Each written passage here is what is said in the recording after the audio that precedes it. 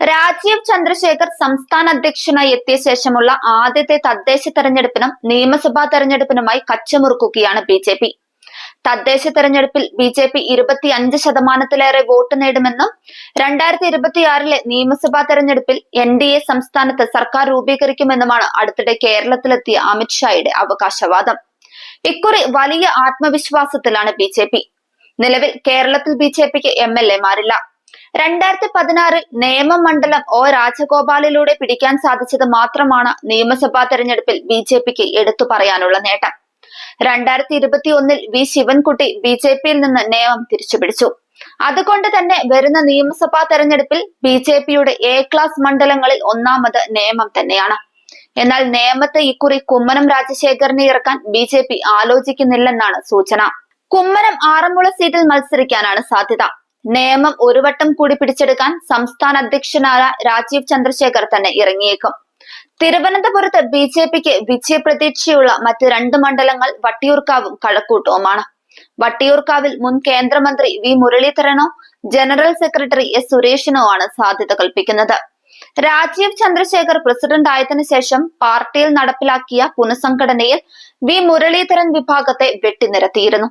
അതുകൊണ്ട് തന്നെ മുരളീധരന് സീറ്റ് നൽകുമോ എന്ന കാര്യത്തിൽ ഉറപ്പ് പറയാനാകില്ല. സംസ്ഥാന അധ്യക്ഷന്റെ വലതുകൈ കൂടിയാണ് എന്നതും S സുരേഷിന്റെ സാധ്യത വർദ്ധിപ്പിക്കുന്നുണ്ട്. കൗതുകകരമായി മത്സരം നടക്കാനുള്ള സാധ്യതയുള്ള മണ്ഡലമാണ് വട്ടിയൂർക്കാവ്. കോൺഗ്രസ് K മുരളീധരനെയാണ് വട്ടിയൂർക്കാവിൽ മത്സരിപ്പിക്കുന്നത് എങ്കിൽ സഹോദരി മുൻ കോൺഗ്രസ് നേതാവും കൂടിയായ പത്മജ വേണുഗോപാലിനെയാവും ബിജെപി ഇറക്കുക. ഇനി K മുരളീധരൻ ഇല്ലെങ്കിൽ പത്മജ വേണുഗോപാൽ തൃശൂരിൽ ആദ്യമായി ബിജെപി ടിക്കറ്റിൽ കന്നിയംഗം കുറിക്കും. പത്മജ തൃശൂരിലാണെങ്കിൽ വട്ടിയൂർക്കാവിൽ ആര് എന്ന ചോദ്യത്തിന് ഇപ്പോൾ ഉത്തരം കണ്ടെത്തിയിട്ടില്ല. അതേസമയം തൃശൂരോ വട്ടിയൂർക്കാവോ തനിക്ക് വേണമെന്ന നിലപാടിലാണ് മുൻ അധ്യക്ഷൻ K സുരേന്ദ്രൻ എന്നാണ് വിവരം. നിലവിൽ വർക്കലയിലാണ് K സുരേന്ദ്രനെ നേതൃത്വം പരിഗണിക്കുന്നത് എന്നാണ് വിവരം. എന്നാൽ വർക്കലയിൽ മത്സരിക്കാനില്ലെന്നാണ് സുരേന്ദ്രൻ അറിയിച്ചിരിക്കുന്നത് എന്നും സൂചനയുണ്ട്. സംസ്ഥാന നേതൃത്വത്തിലേക്ക് എത്തിയ ശോഭ Surendran പുതുക്കാടും MD Ramesh Kozhikode നോർത്തും മത്സരിച്ചേക്കും. കാട്ടാക്കടയിൽ PK കൃഷ്ണദാസും Thiruvananthapuram സെൻട്രലിൽ VV രാജേഷും ചെങ്ങന്നൂരിൽ PS ശ്രീധരൻപിള്ളയും കണ്ണൂരിൽ CK പത്മനാഭനും മത്സരിക്കാനാണ് സാധ്യത.